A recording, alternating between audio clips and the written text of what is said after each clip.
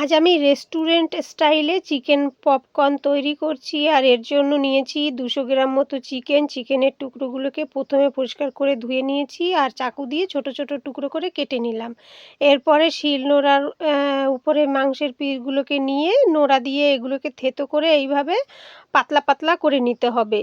ছিঁড়ে না যায়, কিন্তু খুব সাবধানে সমস্ত চিকেনের টুকরোগুলো আমি থেতো করে নিয়েছি। এরপরে একটা বাটিতে একটা ডিম ভেঙে নিয়ে ডিমটাকে খুব সুন্দর করে ফেটিয়ে নিচ্ছি। আর এরপরে পরিমাণ মতো হলুদ গুঁড়ো, লঙ্কা গুঁড়ো, স্বাদ মতো লবণ দিয়ে আবার এটাকে ফেটিয়ে নেব। সমস্ত শুকনো মশলার সঙ্গে এটাকে মিশিয়ে নিয়ে এর মধ্যে আধা চামচ আদা রসুন বাটা দিয়ে এটাকে মিশিয়ে এক সাইডে রেখে দিয়েছি। আর এর মধ্যে এরপরে আগে দিয়ে রেডি করে রাখা চিকেনের পিসগুলো দিয়ে মিশিয়ে সরিয়ে রাখলাম।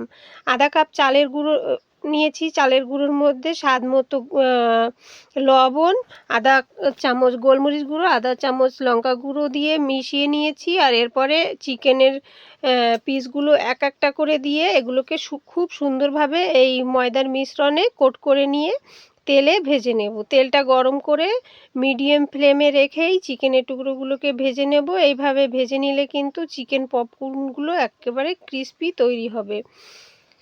চিকেনগুলো ভেজে আমি একটা পাত্রে তুলে নিয়েছি। তোমাদের একটু কাছ দিয়ে দেখিয়ে দিচ্ছি এগুলো কত সুন্দর তৈরি হয়েছে। তো চিলি সস দিয়ে এটাকে সার্ভ করলাম, দারুণ।